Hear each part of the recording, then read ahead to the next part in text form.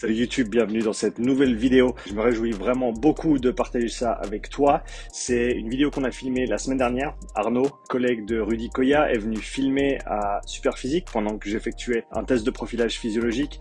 Et c'est la première vidéo de ce genre que je vais publier sur la chaîne avec quelqu'un d'autre qui me suit avec une caméra et qui va poser des questions et essayer d'amener un contenu un petit peu plus interactif et un petit peu plus intéressant. Donc j'attends avec impatience tes commentaires sous cette vidéo. Dis-moi ce que tu as aimé par rapport au format qu'on propose, ce que tu n'as pas aimé aussi, parce que l'idée ça va être pour moi en 2022 d'essayer de faire de plus en plus de contenu comme ça, avec encore une fois quelqu'un comme Arnaud de compétent avec une caméra qui va pouvoir, on va dire, mettre en image, mettre en valeur ce que j'essaie de faire au quotidien. Sans plus attendre, voilà la vidéo complète. Allez, c'est parti. Alors bien le bonjour Sean, que fais-tu à Annecy aujourd'hui? Écoute, on est à Superphysique, de retour à Superphysique, et on va effectuer 2 tests de profilage physiologique aujourd'hui. D'accord. Les 2 sur vélo, un sur vélo plus home trainer, avec Loïc du coup qui s'entraîne pas mal et donc qui apporte son propre matériel. C'est toujours mieux pour les cyclistes de le faire sur leur propre vélo plutôt que de le faire sur un watt bike ou un bike erg, parce que comme ça ils ont vraiment les mêmes paramètres que ce qu'ils vont ensuite utiliser en entraînement. D'accord. Deuxième avec un boxeur si je me trompe pas, Romain, sur watt bike cette fois-ci. On a fait 2 tests ce matin avec Xavier et Anto déjà en course à pied dans un, comment ça s'appelle, Sport Santé, Pôle Sport Santé, c'est ça? Oui, c'est ça, un cabinet Pôle Sport Santé à Kiné, Pôle Sport Santé à Annecy, c'est ça? Et du coup on a fait ces 2 tests ce matin, 2 tests après-midi sur vélo, et puis on continue. Petite question, t'es sur Annecy et toi tu habites en Suisse, Je suis à Nyon. À Nyon. Pour ceux qui veulent, on peut te contacter et t'as plus ou moins un pied-à-terre ici.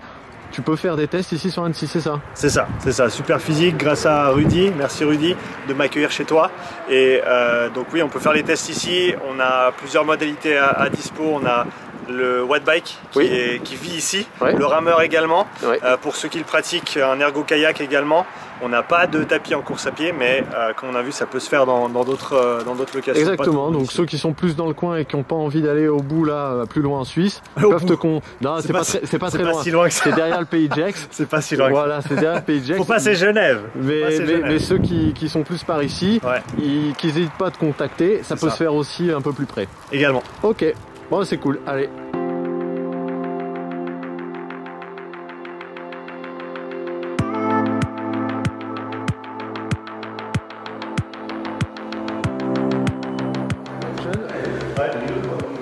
T'as fait installer une appli aux deux protagonistes du jour sur leur téléphone, c'est dans quel but? C'est dans le but d'effectuer leur test de spirométrie.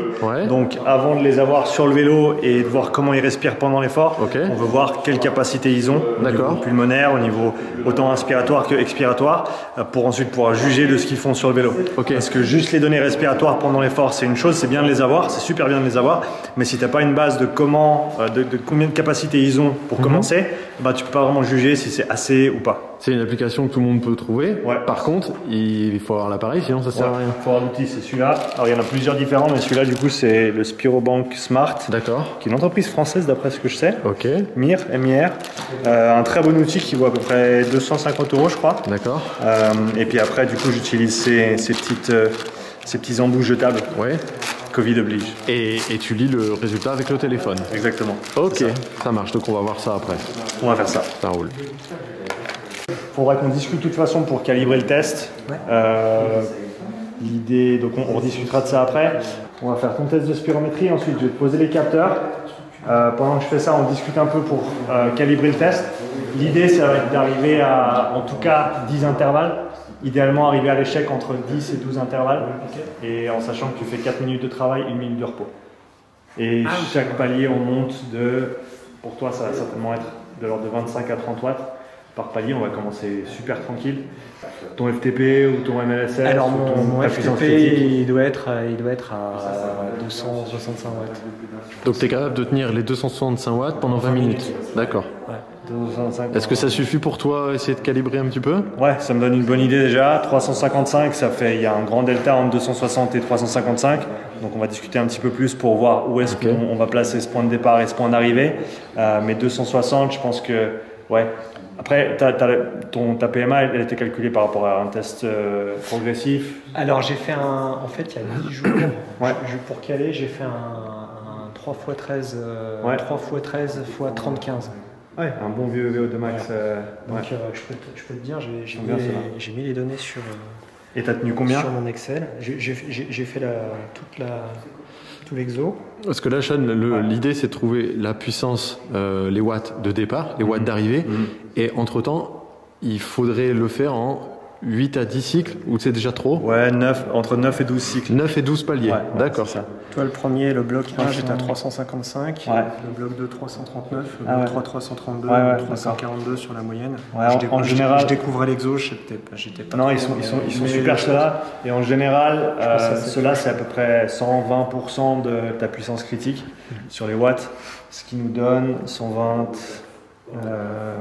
De faire 300. T'as le droit de calculer avec ton téléphone, Sean. Ouais, ça va faire autour de Je sens bien 190. qu'il y a le stress de la caméra. Ne fais pas d'erreur de calcul mental.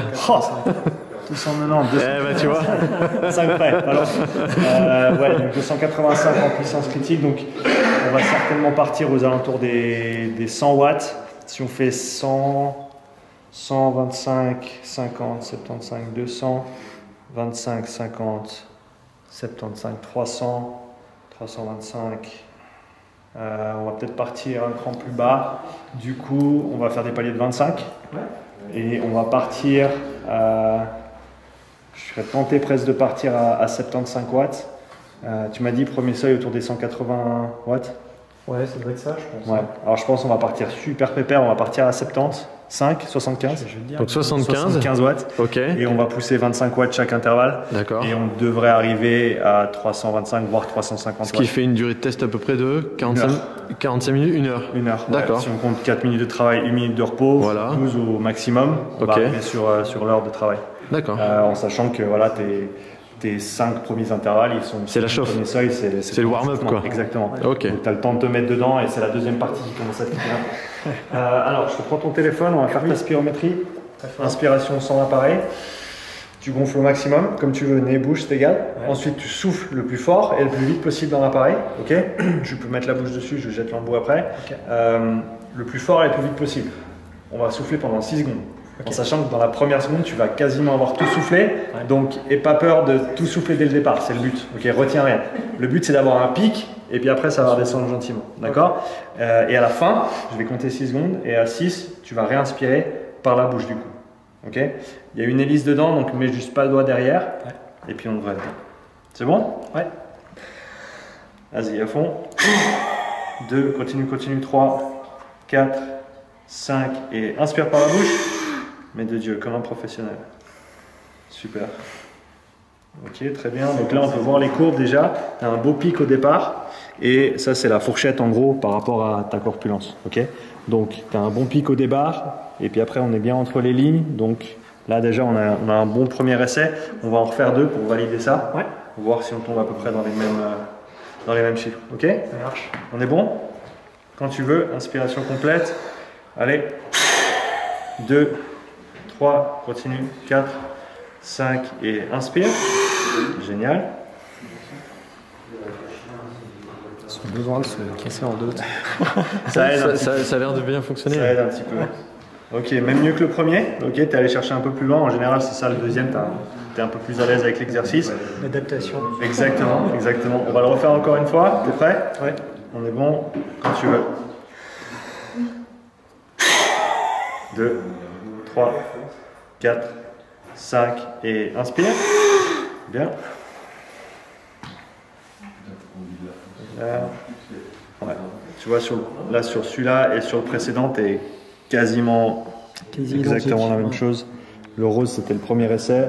Et là, on a le vert et le bleu, les 2 essais ici. Jeanne, est-ce que ça s'interprète en fonction de l'âge, de la taille, du poids, tout ça, c'est important et Ouais, voilà, ça exactement. adapte le barème. Ouais, donc l'application, tu rentres tes données perso, ok. donc ton origine aussi, donc d'où tu viens au niveau de D'accord, descendance, aussi. parce que ça a un impact sur la capacité. Il y a des grosses bases de données Homme sur ou femme aussi, j'imagine. homme ou femme, taille, poids, D'accord. âge. Ouais. Et ensuite, ces données qu'on est en train de mesurer sont comparées par rapport à cette base de données-là, D'accord. pour par rapport à la norme, savoir où il est. Donc on a les valeurs absolues en litres, Ouais. et ensuite le pourcentage entre les 2 valeurs qu'on cherche, et on a la valeur relative par rapport à la moyenne pour ta démographie.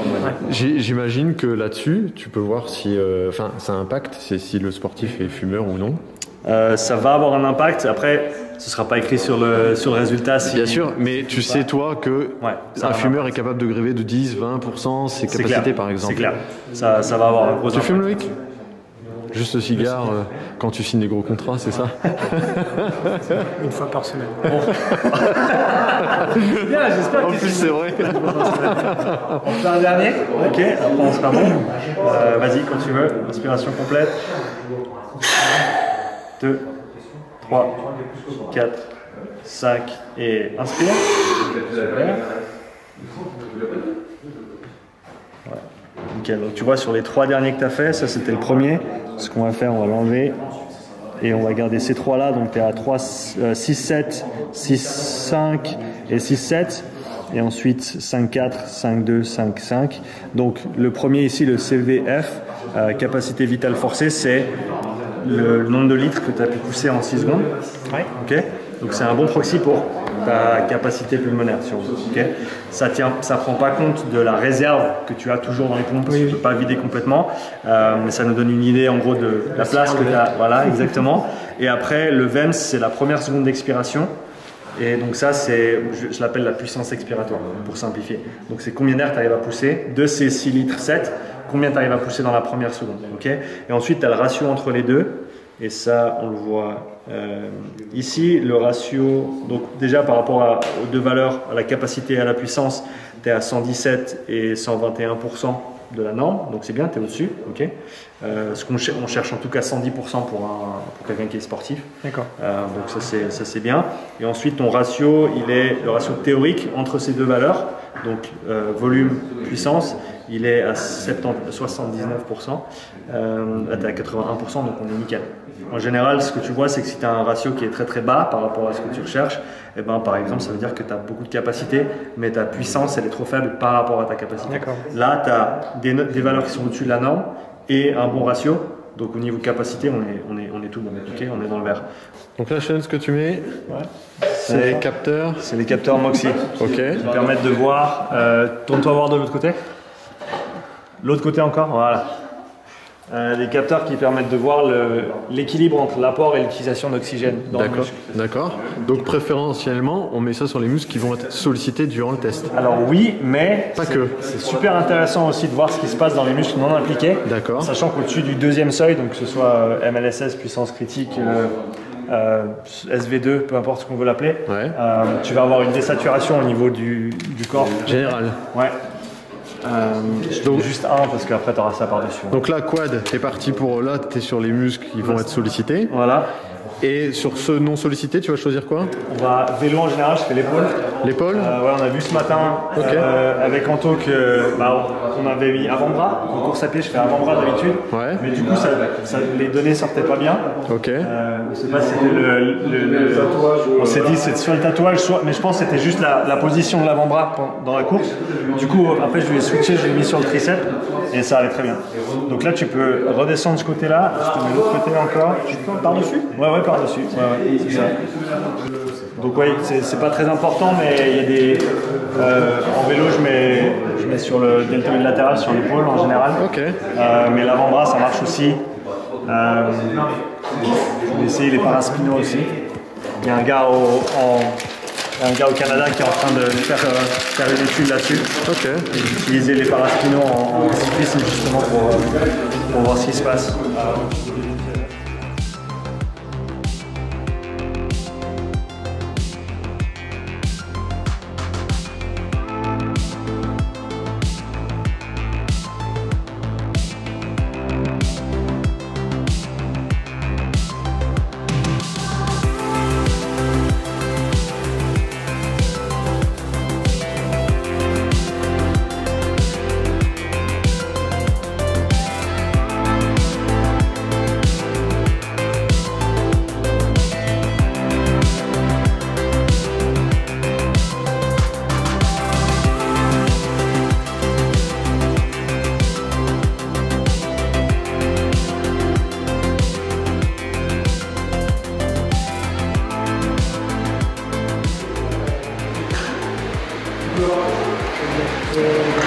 Sean, ça se calibre ou... Ouais, alors si tu l'allumes, ouais, il se calibre à 0 et tout seul.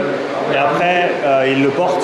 Ça dure à peu près 1 minute 30. D'accord. Il va se calibrer par rapport à sa respiration. Ok, et ça enregistre tous les échanges de gazeux quoi en fait. Ouais, sauf le CO2. D'accord. Donc on va avoir sa fréquence respiratoire, son volume courant, donc combien il respire à chaque respiration. Ouais. L'échange ventilatoire, donc comment on appelle le résultat d'une multiplication. Le résultat du produit, produit de fréquence et volume. Et ensuite, on a aussi sa VO2, VO2 max. On a la fraction de O2 expirée, mais qui est dans le même registre. C'est des données transmises en direct ou il enregistre? Transmises en direct sur l'iPad. D'accord. Et puis après, on les sort en CSV et après, je les analyse par la suite. Le masque n'enregistre pas les données? Non, pas en autonomie. Alors, petite parenthèse, c'est pour ça que Sean, je te vois des fois courir derrière des athlètes qui font des tests terrain parce qu'il faut que tu restes connecté en fait. C'est ça, c'était proche. On avait Edgar, qui est un jeune de l'équipe de France de combiné nordique. C'est lui qui était en skiroo? Il l'a fait en skiroo, ouais. Et du coup, je lui avais mis le téléphone dans la poche, parce qu'il avait une petite pochette avec sa gourde. D'accord. Et du coup, il avait le téléphone avec lui pour garder les données. Ok. Ouais. J'espère que sur le prochain modèle, ils feront que tu puisses les enregistrer en autonomie, parce que c'est plus pratique quand même. Ouais, pour les tests terrain, c'est sûr. C'est clair. Il y a un RPM, une cadence conseillée chez nous, on fait comme on veut lors d'un test? Non, c'est cadence qui convient à la personne. Parce qu'il y a des gens qui tournent plus lentement, des gens qui tournent plus vite. Et donc c'est assez libre. C'est libre, ouais. Mais pas non plus. Idéalement, je dis entre 70 et 90, 90. Ok. De toute façon, moi je vais tourner là par rapport à l'exercice entre 90 et 110. Ouais, je vais être plus haut, mais ça c'est. Très bien. Ouais. Le but, c'est pas de finir. Le but, c'est juste d'aller jusqu'à ce que toi tu puisses plus. Okay, en sachant que si tu sais que tu vas pas finir l'intervalle d'après, ça sert pas à grand chose de le commencer. Si tu es vraiment genre tu finis 325 et tu es au bout du bout et tu te dis allez je peux tenir encore 1 minute sur le prochain, ça ne sert pas à grand chose. Les données elles seront complètes de toute façon avec un intervalle qui est terminé. Donc tu peux faire le héros si tu veux, mais c'est pour toi. Tu nous rappelles, c'est 4 minutes. Hein. 4 minutes de travail. 4 minutes d'effort. Ouais. Au début, je vais laisser tourner à 50 watts avec le masque. Respire bien. Okay. Un peu plus que ce que tu ferais au repos. Juste pour qu'il se calibre avec ta respiration. Okay. À chaque fin d'intervalle, je vais te demander ton RPE par rapport à cette échelle-là. Mon RPE? Ouais, ton ressenti effort. D'accord. 1 et 10. Okay. Par rapport à cette échelle-là. Okay. Ça nous permet d'avoir un repère en plus de toutes les mesures qu'on prend. Donc, tu pourras bien l'observer pendant tes temps de travail et puis lui dire à la fin ce que tu ressens. Et je te prendrai aussi, comme on a dit avant, ton SPO2 au doigt. Donc, à 10 secondes avant la fin de l'intervalle, je viendrai simplement te mettre ça sur l'index. Et puis comme ça, on a cette valeur-là. C'est important ça? Celle-là? Ouais. Ça permet de voir ce qui se passe au niveau artériel, donc est-ce qu'il oxygène bien son sang? Parce qu'avec l'hémoxie, on voit ce qui se passe dans le muscle, mais avec l'autre, on voit ce qui se passe au niveau oxygénation depuis les poumons jusqu'à la circulation. Et l'hémoxie, c'est l'autre en fait, c'est l'autre transition, c'est depuis la circulation dans le muscle. Et l'intérêt de le prendre, s'il y a 10 intervalles, de le prendre 10 fois, c'est parce que la valeur va évoluer. Idéalement, j'aimerais bien pouvoir le prendre en continu, mais j'ai pas encore l'outil pour. D'accord. Mais là, par exemple, sur 10 mesures, ça va pas être 10 fois la même. Alors, normalement, s'il respire bien, ça devrait être pareil, justement. Ça devrait rester la même, en dessus de 95%. Mais c'est possible que s'il n'arrive pas bien à oxygéner son sang à haute intensité, notamment. Ah, pardon. Non, c'est bon. Ouais, alors attends, faut que je le remette.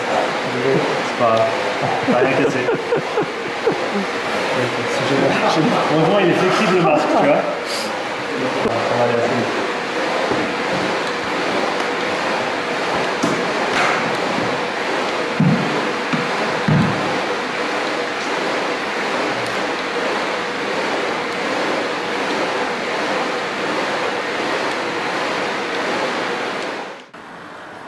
Ouais, c'est le premier. 75, c'est ça? Ouais. C'est dur de tourner aussi lentement. Ah bah oui. Pour un gars qui tourne à 90 normalement, tu verras, c'est dur de tourner à 335 aussi. Je fais 4 minutes, il te reste une case encore comme ça. Très bien. Ensuite, tu auras 1 minute de repos.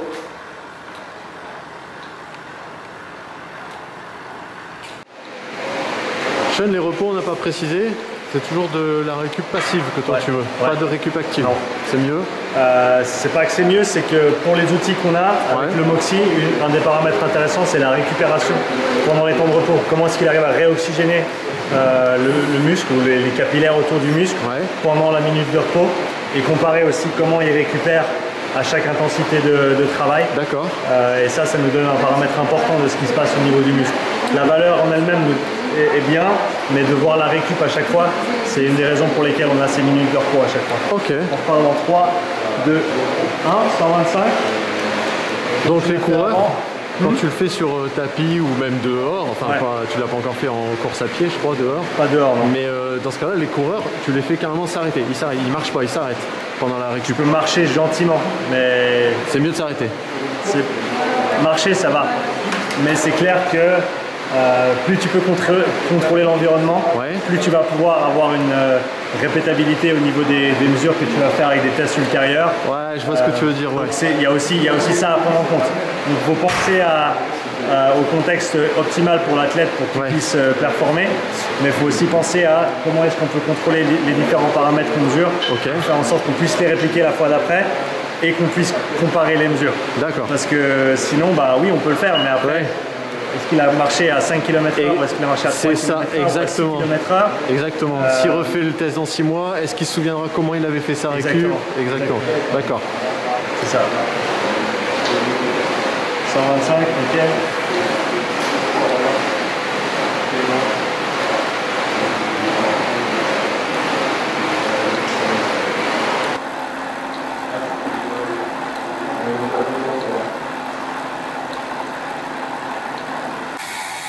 On commençait à chercher avec le dos.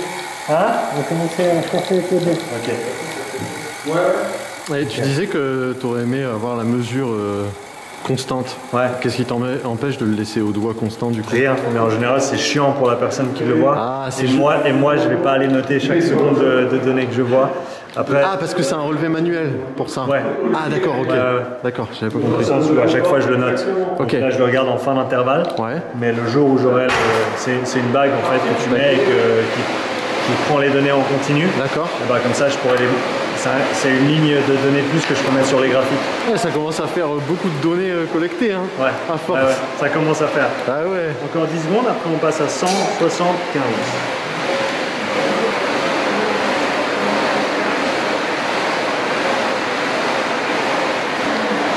T'as combien de RPM? 88, 89.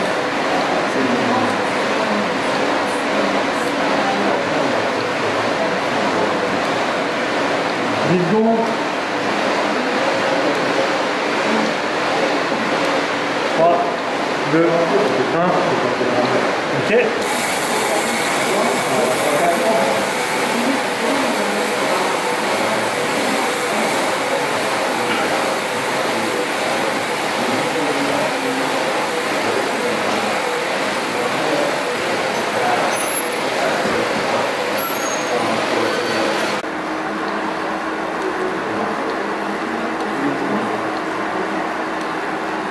Allez, t'es bientôt à la moitié.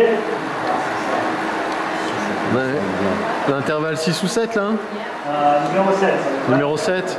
On est déjà à 30 minutes de test à peu près. 32e minute là. Ok. C'est la moitié.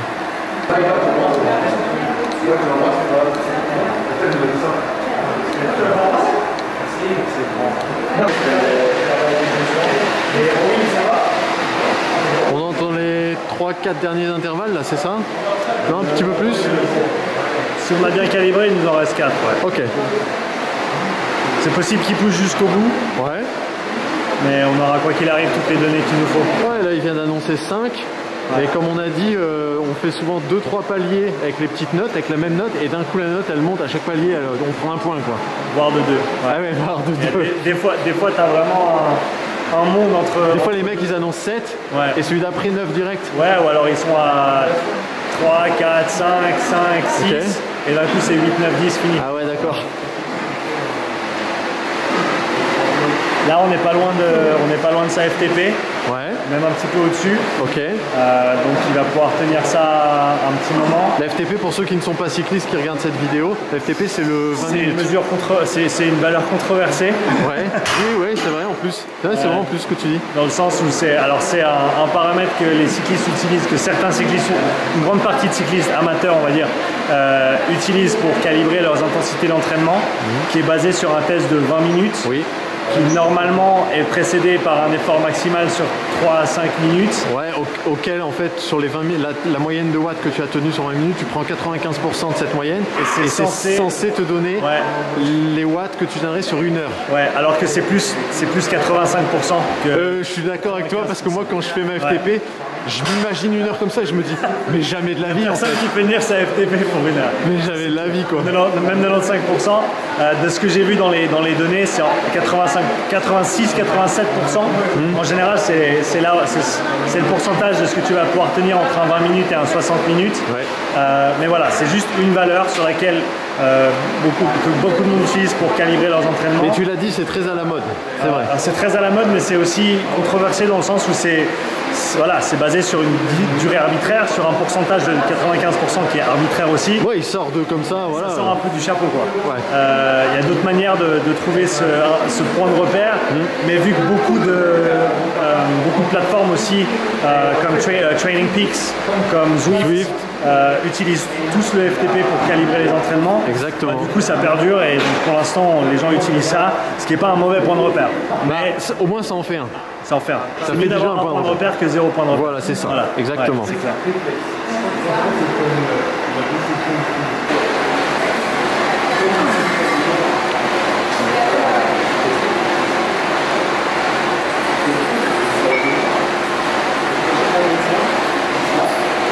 Parce que là, il va pousser un petit peu plus que l'échelle qu'on avait programmée. Ouais. Mais il va pousser un peu plus d'un coup ou il continue avec le système des 25 sur la même progression. Oui, d'accord. Sur la même progression. C'est simplement que moi, sur les 12 intervalles que je vais juger... Tu vas le décaler un peu. Exactement, je vais juste décaler un peu vers la droite. Et c'est pas gênant que du coup, le test au global, au lieu de durer 1 heure, il dure 1h15 ou 1h20. Il va certainement pas aller si loin que ça, mais 1h10. C'est pas trop gênant dans le sens où les premiers, comme on a dit, c'est vraiment du warm-up. Ouais. Il n'y a pas vraiment d'effort, quoi. Non. À 75 watts pour lui, jusqu'à 125-150 watts, il a dit que c'est du 1 sur 10. Ouais. C'est même pas comme marcher dans la rue. Parce que c'est pas évident à calibrer quand on connaît pas l'athlète. Non, c'est ça. C'est pas facile. Mais c'est pour ça que je lui demande ces chiffres. On a fait au mieux, mais c'est pas toujours parfait. Exactement. Ouais. Pour bien, il faudrait que les mecs viennent avec un paquet de données qui se connaissent super bien, en fait. Déjà leurs données, ben moi je peux calibrer par rapport à ça. C'est ça. Mais sinon, faut estimer au mieux. Ouais. Ça fait 30 à 40. Ah, okay. On commence à le voir décrocher là. Alors pas décrocher, mais tu vois qu'il y a ce qu'on appelle le point de compensation respiratoire, où il est passé, avant il était à 30 respirations minutes, assez tranquille. C'est la fréquence. Fréquence. Ouais. Et là il est à 40. Ok.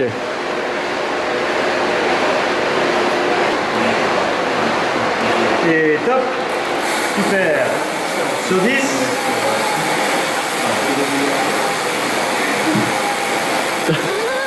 8. «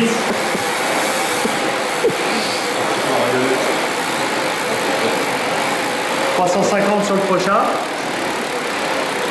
On va pas être loin de la vérité. Ouais, finalement, on va être pas mal. Hein. On va pas être loin de la vérité. Je pense qu'il a fait 30 ans. Hein, t'en as encore un ou deux? En tout cas un. 350 il va. En tout cas un et après on verra. Faut mieux, hein, ok. Et là c'est super. Les petits poils sur les watts, tu bosses bien, tu respires bien, continue comme ça. Change rien.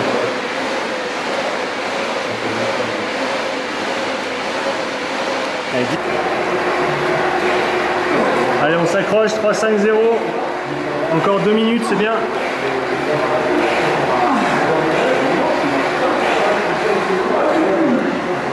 Donc là, tu vois clairement qu'il passe à 46, 45 respirations minutes. Ouais. On voit clairement qu'il était à 30, 30, 30 et là...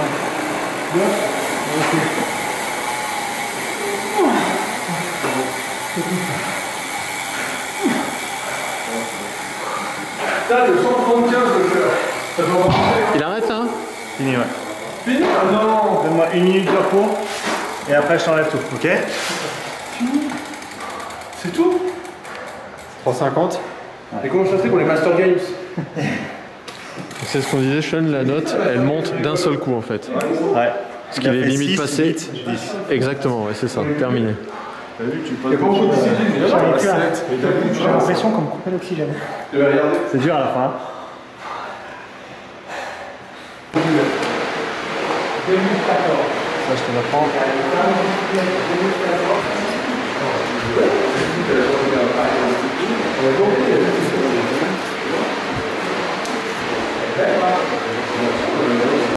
Donc 174, je vais parler avec la parlance locale. En Oui, FC parle Max, français, donc s'il te pas loin, pas loin de ta FC Max. Je pense que si tu poussais le 350, tu y arrivais, hein, gentiment. Je pense qu'on n'était pas loin. VO2, on est arrivé à 52,5 au max, mais on voit un joli plateau vers les 50, 51 en tout cas. Je suis en dessous de... Est-ce que ça ressemble à Ça des... correspond à ce que tu as. Alors, à savoir qu'il faut prendre 2-3% de marge sur la mesure. D'accord. C'est pas un outil de labo. Et même les labos, faut prendre 2-3%. Donc, on garde ça en tête. Là, on a tout ce qui est respiratoire, donc le volume courant, combien tu respirais par respiration. On voit que tu arrives bien à utiliser ton volume, tu montes, tu continues à monter, tu arrives presque à 4 litres en haut ici, 3 litres 7 à peu près. Tu le maintiens bien sur la fin, donc ça c'est une bonne chose. Après ce qu'on fera c'est que moi je vais regarder cette valeur là, donc tu as ton volume courant par rapport à ta spirométrie de tout à l'heure. Et ensuite ce qu'on voit c'est en bleu et en vert, donc en bleu la fréquence et on voit un point d'inflexion assez clair autour des 300 watts. Ça commence presque à la fin du précédent, ici à 275, mais tu vois vraiment que ça commence à partir vers le haut dans ces environs-là. Donc là, on peut parler de deuxième seuil respiratoire. Quand on est au deuxième seuil à la fin, quand vraiment on n'en peut plus, qu'on cherche à tout prix à respirer, on atteint presque les volumes max qu'on a fait tout à l'heure avec le spiromètre ou pas? 85% pour les meilleurs. Ah, on peut pas aller rechercher ce qu'on a fait sur le test. Si tu as soufflé un maximum pendant une seconde, oui, ça va être très dur de le faire quand tu respires 40 ou 50 fois par seconde. D'accord, ok. Par minute. Donc atteindre déjà 80%. 85% de ce que tu as fait au max tout à l'heure sur le test. Sur le VEMS, donc sur l'expiration. C'est déjà énorme. C'est le mieux c'est le haut du barème si tu veux. D'accord. Moi je regarde entre 75 et 85% pour la fourchette de ce que je voudrais voir comme volume utilisé pendant l'effort. Et après, si tu es en dessous, je vais te dire, il faut que tu respires plus profondément et moins fréquemment. Voilà, ok, d'accord. Donc là, on voit un point d'inflexion assez clair à ce niveau-là. Pour le premier, il faudrait que je regarde un peu plus, mais 150, 175, aux alentours des 175, 200 watts pour le premier point d'inflexion. Tu m'avais dit 180 watts à peu près. Pas très loin. Et ici on a donc l'oxymétrie au niveau des jambes. Les deux là. Non, on a fait un peu plus haut. Tu as eu une blessure au genou ou... Genou droit et là je sors d'une tendinopathie à gauche. À gauche, ok. J'ai un syndrome rotulien à droite. Qui t'embête encore? Un petit peu, ouais. Ok. Et une prothèse de hanche aussi. Je t'expliquais tout à l'heure. Une chose Là, hanche en plastique, tu aurais pu nous le dire aussi. Ta jambe droite, elle utilise moins qu'à gauche. Ouais. Je sais pas si toi tu vois des déséquilibres de force gauche-droite. Alors j'ai fait un test isocinétique là, il y a un mois et demi. Ouais. Et j'ai 30% de déficit entre la droite et la gauche. Là, ce qu'on voit, ce que je dirais, c'est que tu as un gros déséquilibre et qui est corroboré par le test isocinétique. Donc je les mets toujours comme hypothèse, mais c'est mieux d'avoir un test qui valide derrière. J'aurais dû l'envoyer aussi après coup. Bien sûr. Mais en gros, ce qu'on voit, c'est que ta jambe droite, en gros, elle n'arrive pas à utiliser l'oxygène comme ta jambe gauche. Tu vois, ta jambe droite, elle est tout en haut là. Donc, et puis la jambe gauche, elle est tout en bas ici. Tu peux pas vraiment comparer les valeurs absolues, mais tu vois que les tendances, elles sont assez différentes quand même. Dans le sens où tu as plus d'utilisation ici, ensuite ça remonte, alors qu'à droite, quasiment pas. Donc là, une chose que je mettrais dans le rapport, c'est travail unilatéral. On a déjà bien exactement. Encore de quoi. Exactement. Donc ça, c'est ce qui ressort ici. Au niveau des points d'inflexion, ça va être dans ces alentours-là, c'est pas très clair encore. 75, 100, 25, 50, 75. Mais c'est clair que dans ces eaux-là, ça commence à transitionner vers le haut à plat sur les tendances. Je regarde surtout la violette ici. Ici, tu le vois un peu moins, mais encore une fois, ça répond beaucoup moins à droite de ce qu'on voit ici. Ce qui montre que de manière fonctionnelle, quand on pense avoir être rétabli d'une blessure, on dit ah bah c'est bon, j'ai plus mal, je peux y aller. Finalement, ça c'est juste la surface, mais en réalité, on peut encore traîner un déficit. Exactement. Et je pense que avoir un test de force comme il a fait, au niveau isocinétique ou autre, même pour aller très très simple, avoir un test de force jambe gauche, jambe droite sur un split squat par exemple, et essayer d'avoir quelque chose de très isolé même sur une extension de jambe pour isoler un peu le quadri, mais comme il l'a fait, c'est encore mieux parce que c'est cadré, ils font ces tests tout le temps, etc. Et ça c'est plus au niveau recrutement, au niveau force, et là tu vois au niveau énergétique ce qui se passe aussi, comment est-ce qu'il utilise l'oxygène. Donc les deux paramètres sont importants. Donc pour traquer une guérison, c'est bien parce que tu peux mesurer, voir quand est-ce que tu es réellement rétabli. Ça pourrait être intéressant d'ici 6 mois, 1 an, une fois que tout va bien, une fois qu'il est progressé, de voir si on a un meilleur équilibre gauche-droite. Mais encore une fois, avec le Moxy, c'est dur de comparer deux valeurs de deux unités, de deux senseurs différents. Faut faire gaffe à pas comparer des pommes et des poires, comme on dit. Donc, je me garde toujours de comparer deux Moxy. J'essaye de rester sur regarder la courbe, comment est-ce qu'elle se comporte sur ce moniteur-là, et après sur l'ensemble. Mais ouais, je pense que c'est un moyen de suivi qui peut être intéressant pour retour de blessure, ce genre de choses, pour vérifier que autant au niveau musculaire qu'au niveau énergétique, tu as tout qui soit en place pour faire. On veut Kevin aussi. Et ça, c'est un facteur, c'est un des paramètres de la variabilité cardiaque qui s'appelle le DFA alpha 1, qui peut être utilisé pour trouver ce premier seuil. Et d'après mon expérience, ça se tient 80-85% du temps. Et donc j'utilise pas ça ou ça, j'utilise tout ensemble. Puis après j'essaie de trianguler pour voir ce qui je compile toutes les données que j'ai, parce que comme tout, pour tirer des conclusions sur un point de données, c'est un point de données. Mais il se passe plein de trucs. D'où l'intérêt, on parlait avant avec Arnaud, d'avoir beaucoup de points de données. Alors ça, il faut savoir quoi faire avec, mais si tu sais ce que tu cherches, tu peux trianguler et te dire comment j'interprète l'oxymétrie, comment j'interprète la respiration, comment j'interprète le HRV, et après tu triangules les trois. Et ça te donne une bonne approximation de tes seuils. En sachant que tes seuils seront dynamiques, ils seront dépendants de ton état de fatigue, ils seront dépendants de la modalité, ils seront dépendants des temps de travail et des temps de repos aussi. Il y a pas mal de variations sur les différents temps de travail, donc il faut prendre tout ça en compte. Mais là, on arrive à peu près sur 200 watts sur cette transition 200-225 ici. Ce qui correspond à peu près à ce qu'on a vu avant. On avait dit 170-200 watts, donc à vérifier après et voir où c'est exactement, mais ça a l'air de tourner autour des 200 watts. Alors Loïc, donc on va pas feindre qu'on ne l'a pas encore fait, on l'a déjà fait, mais si tu peux déjà te présenter, tu as quel âge? J'ai 45 ans 2 tiers. Ouais, c'est important ça. As-tu un passif de grand sportif d'endurance? Oui, je faisais de l'aviron quand j'étais jeune, après de la montagne, de la randonnée. D'accord. Randonnée à ski, snowboard. Et puis après j'ai basculé dans le VTT. Commencé par la descente avec les années fougueuses, et après en vieillissant on va un peu plus vers l'enduro. Ok. Et là actuellement, je crois savoir, tu fais un peu de triathlon, un peu beaucoup même. Voilà, je m'essaye au triathlon depuis 2 ans. Ouais. Donc c'était pertinent pour toi de tester un petit peu ton endurance comme on l'a fait aujourd'hui et tes données physiologiques sur un sport d'endurance. Complètement, parce que les données que j'avais actuellement, c'était des données d'un capteur de puissance, d'un GPS comme classiquement, tout un chacun. Sur le vélo, Voilà. Déjà, c'était de voir si ce que donnait le GPS était proche d'un équipement un peu plus pointu, et puis de voir au niveau santé où je me situe. Ok. Donc là, à chaud, Sean t'a montré un petit peu quelques pistes. Je ne sais pas s'il a évoqué avec toi quelle avait été ta limite. Je pense pas qu'elle ait été respiratoire. C'était peut-être, je sais pas, peut-être cardio. On l'a pas évoqué. Mais après, au niveau de la sensation, moi j'ai eu l'impression qu'on me coupait le robinet d'arrivée, tu vois. D'accord. Mais on le verra sur les images, c'est que t'es longtemps, tu fais souvent 2 ou 3 paliers par note, et puis d'un coup t'es passé de 7, et d'un coup t'as annoncé 9, et après terminé quoi. C'est monté d'un coup quoi, on-off pratiquement. C'était pas graduel quoi, à la fin on va dire.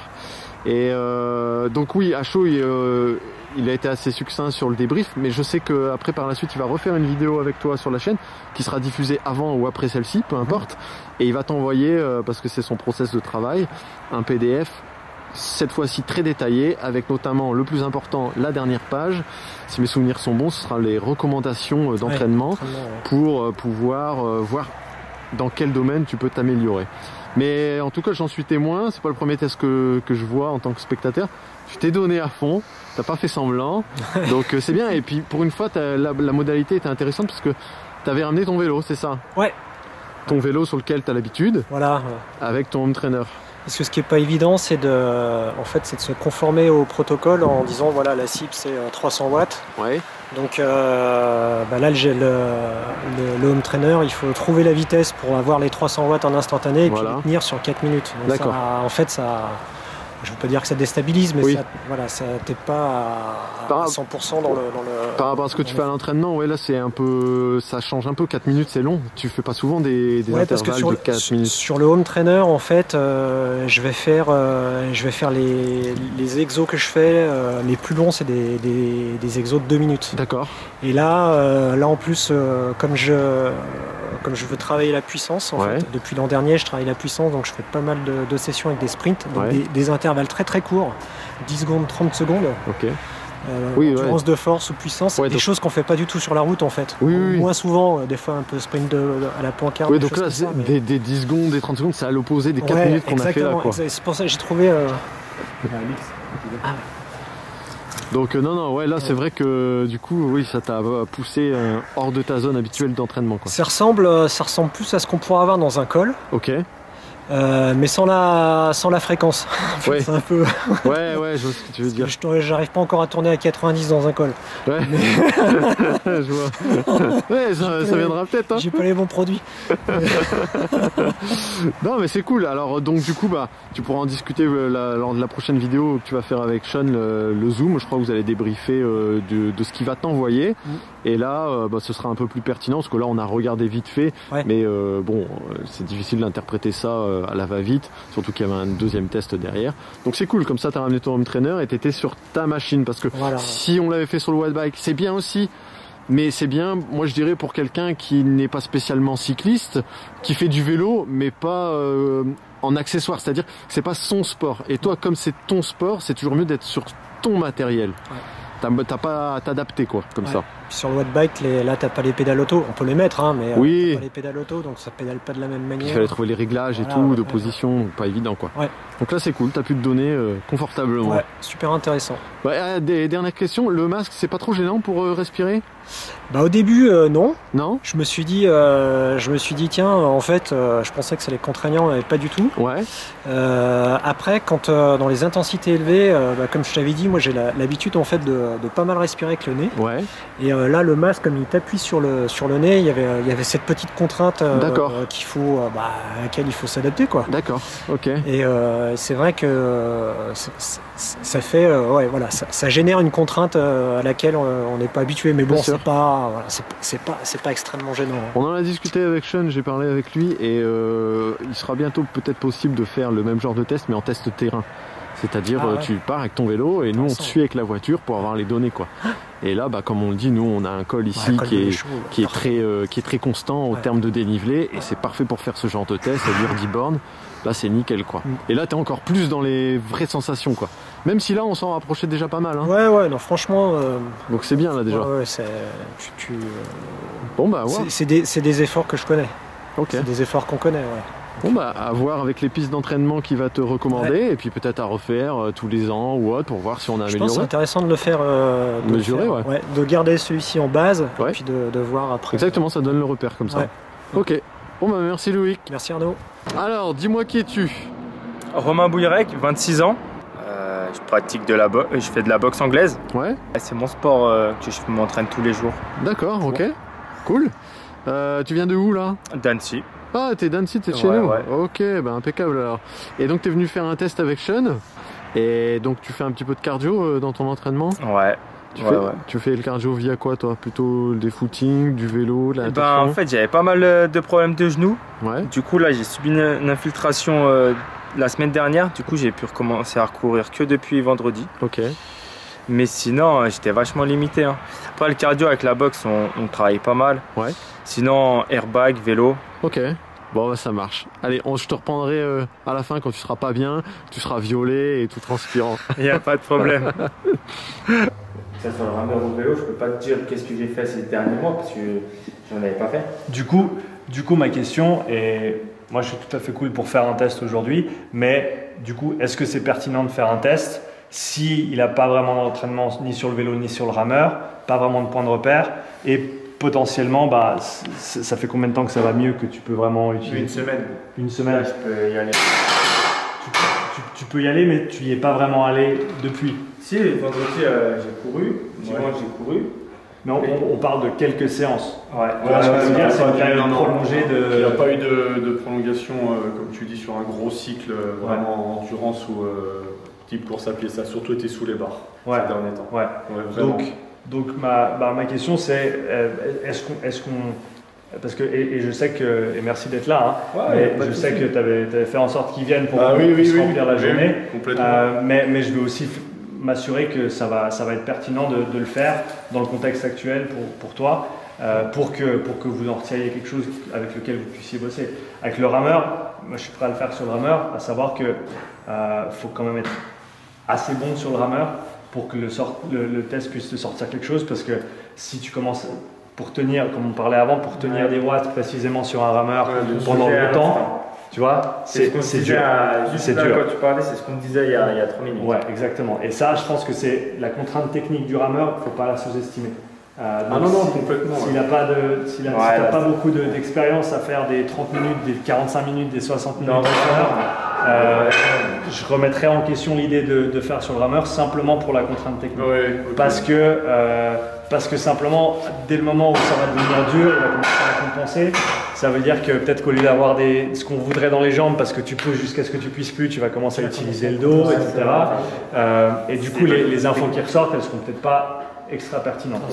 Donc, c'est ma réflexion sur le rameur. Après, je suis content d'en discuter, bien sûr.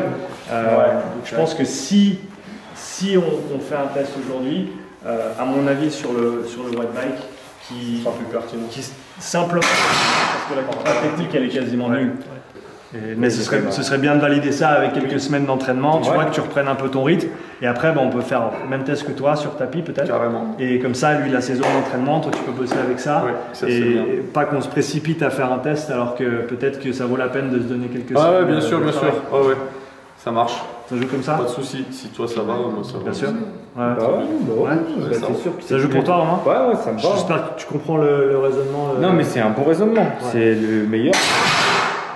Pour que je mette les images de notre camarade, c'est Romain, c'est ça? Ouais, c'est ça. Pour que ça ait du sens et que les gens comprennent bien dans la vidéo avec les images que je vais mettre. Finalement, on annule son test. Tu peux nous résumer vite fait pourquoi on l'annule?